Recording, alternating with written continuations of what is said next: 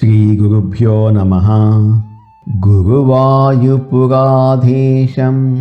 విష్ణుం నారాయణం హరిం వాసుదేవం జగన్నాథం కృష్ణం వందే జగద్గురుం. ఓం శ్రీకృష్ణాయ పరమాత్మనే నమః. శ్రీ నారాయణ భట్టతిరి రచించిన శ్రీమన్నారాయణీయంలోని బ్రహ్మదేవుని తపస్సు సృష్టి ప్రారంభము తెలియచేసే 9వ దశకంలోని 3-4 శ్లోకాలను గురించి ఈరోజు మనం తెలుసుకుందాము. ఇంతకుముందు శ్లోకంలో బ్రహ్మదేవుడు నేను ఎవరు, ఈ పద్మం ఎక్కడి నుంచి పుట్టింది అని తీవ్రమైన ఆలోచనలో పడ్డాడు కదా. ఆ ఆలోచన తర్వాత ఆయన ఒక దృఢమైన నిర్ణయానికి వచ్చి ఆ పద్మం యొక్క మూలాన్ని వెతకటానికి ఏ విధంగా ప్రయత్నించాడు, ఆ ప్రయత్నం ఫలించిందా లేదా అన్న విషయాన్ని భట్టతిరి గారు ఈ 3వ శ్లోకంలో అద్భుతంగా వివరిస్తున్నారు.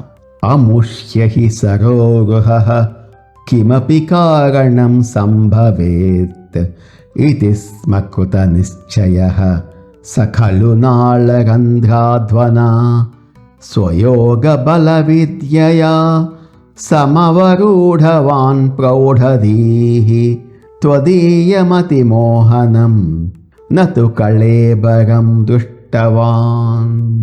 అముష్య సరోరుహః హి కిమపి కారణం సంభవేత్.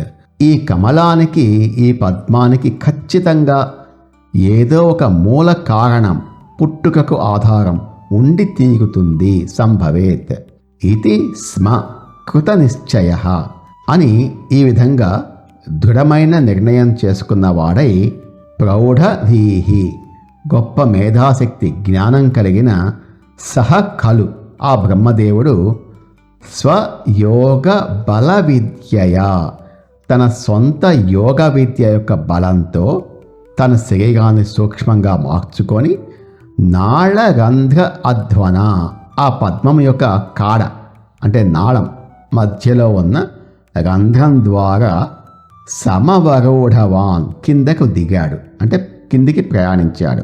తు కానీ అతిమోహనం త్వదీయం కళేబరం న దుష్టవాన్. అత్యంత మనోహరమైన ఆకర్షణీయమైన నీ యొక్క కళేబరం దివ్యమంగళ స్వరూపాన్ని, శరీరాన్ని నా దుష్టవాన్ చూడలేకపోయాడు. బ్రహ్మదేవునికి ఎంతో గొప్ప మేధస్సు ప్రౌఢధీహి ఉంది. ఏ కార్యానికైనా ఒక కారణం ఉండాలనే తర్కం ఆయనకు తెలుసు. అందుకే ఈ పద్మం ఊరికే గాలిలో పుట్టలేదు, దీనికి అడుగున ఏదో ఒక మూలం ఉంది అని నిర్ణయించుకున్నాడు.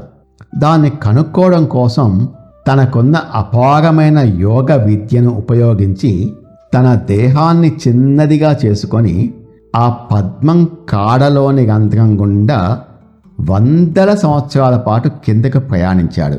అయినా సరే ఆయనకు భగవంతుని దర్శనం కాలేదు.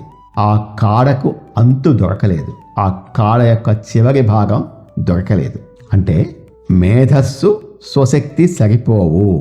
బ్రహ్మదేవుడు ఇక్కడ జీవుడికి, అంటే ఒక మనిషికి, ఒక సాధకుడికి ప్రతీక. పరమాత్మను తెలుసుకోవడానికి ఆయన తన బుద్ధిని, ప్రౌఢధీహి తన సొంత శక్తిని లేదా యోగ బలాన్ని స్వయోగ బల విద్యయా నమ్ముకున్నాడు. భగవంతుడు కేవలం మన మేధస్సుకు, తర్కానికి లేదా మనం చేసే యోగ సాధనలకు లేదా శారీరక శ్రమకు మాత్రమే చిక్కడు. నేను నా స్వశక్తితో భగవంతుని చూసేస్తాను అనే అహంకారం ఉన్నంతకాలం ఆ పరమాత్మ దర్శనం మనకు లభించదు అని ఈ ఘట్టం స్పష్టం చేస్తోంది. నాళరంధ్ర మార్గం అంటే అంతర్ముఖ ప్రయాణం. బ్రహ్మ పద్మం కాడలోకి ప్రవేశించడం అంటే సాధకుడు వెలుపల ప్రపంచాన్ని వదిలి తన లోపలికి, అంటే సుషుమ్న నాడి ద్వారా అంతర్ముఖ ప్రయాణం చేయటం.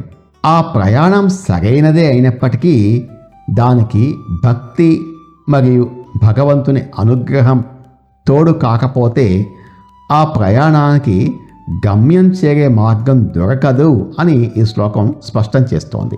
బ్రహ్మదేవుడు కేవలం తన అహంకారంతో స్వశక్తితో వెతికాడు కాబట్టే అంత మనోహరమైన స్వామి రూపం ఆయనకు కనిపించలేదని ఈ శ్లోకం యొక్క నిగూఢార్థం.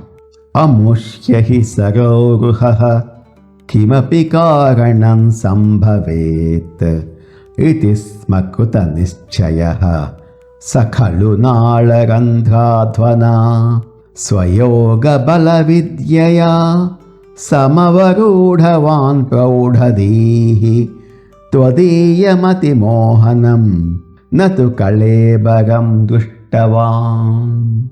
ఇంతటి బ్రహ్మాండమైన ఈ పద్మానికి ఖచ్చితంగా ఏదో ఒక మూల కారణం, ఒక ఆధారం ఉండి తీరుతుంది అని దృఢంగా నిశ్చయించుకున్న ఆ బ్రహ్మదేవుడు తన గొప్ప యోగ శక్తితో తన శరీరాన్ని అత్యంత సూక్ష్మంగా మార్చుకొని ఆ పద్మం యొక్క కాడ రంధ్రం గుండా కిందకు ప్రయాణించాడు.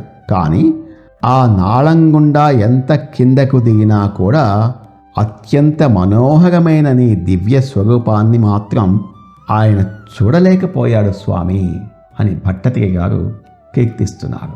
4వ శ్లోకం. తతః సకల నాళికా వివరమార్గగో మార్గయన్ ప్రయస్య శతవత్సరం కిమపి నైవ సందృష్టవాన్ నివృత్య కమలోదరే సుఖనిషన్న ఏకాగ్రధీః సమాధి బలమాదధే భగవదనుగ్రహీకాగ్రహీ. తతః సకల నాళికా వివర మార్గగో. ఆ తర్వాత మొత్తం పూర్తిగా పద్మనాళము తామర కాడ యొక్క రంధ్రము మార్గంలో వెళ్ళుచున్నవాడై మార్గయన్ వెతుకుతూ శతవత్సరం ప్రయస్య కిమపి న ఏవ సందృష్టవాన్. 100 దివ్య సంవత్సరాల పాటు తీవ్రంగా శ్రమించి కూడా కిమపి ఏ కొంచెం కూడా పద్మము యొక్క మూలాన్ని గాని నిన్ను గాని ఎంతమాత్రమూ చూడలేకపోయాడు. స ఏవ సందుష్టవాన్. నివృత్య కమల ఉదరే. విసుగు చెంది మళ్ళీ వెనక్కి వచ్చి కమల ఉదరే ఆ పద్మము యొక్క మధ్య భాగంలో సుఖనిషన్న సుఖముగా ప్రశాంతంగా కూర్చున్నవాడై ఏకాగ్రధీహి ఏకాగ్రతతో కూడిన బుద్ధి కలవాడై భవత్ అనుగ్రహ నీ అనుగ్రహాన్ని పొందాలని ఏక ఆగ్రహీహి ఒకే ఒక బలమైన కోరిక కలవాడై సమాధి బలం ఆదధే సమాధి స్థితి యొక్క బలాన్ని తపోబలాన్ని అవలంబించాడు, ఆశ్రయించాడు. తానెవరో తన మూలం ఏమిటో తెలుసుకోవాలనే తపనతో బ్రహ్మదేవుడు ఏకంగా 100 దివ్య సంవత్సరాల పాటు ఆ తామర కాడలో ప్రయాణించాడు. దేవతల లెక్క ప్రకారం 100 ఏళ్ళు అంటే మానవ మాత్రల ఊహకు కూడా అందని కోటాను కోట్ల సంవత్సరాలు. అంత సుదీర్ఘకాలం పాటు తన యోగశక్తితో శ్రమించిన ప్రయస్య ఆయనకు ఆ కాడ అంతు దొరకలేదు, భగవంతుని దర్శనం కాలేదు. ఎప్పుడైతే బాహ్య అన్వేషణ వృధా అని తెలిసిందో బ్రహ్మదేవుడు వెంటనే వెనక్కి వచ్చేసి పద్మం మధ్యలో సుఖంగా స్థిరంగా కూర్చున్నాడు. సుఖనిషన్న అటూ ఇటూ పరిగెత్తే మనస్సును నిలకడగా చేసుకొని తన బుద్ధిని ఒకే చోట కేంద్రీకరించాడు.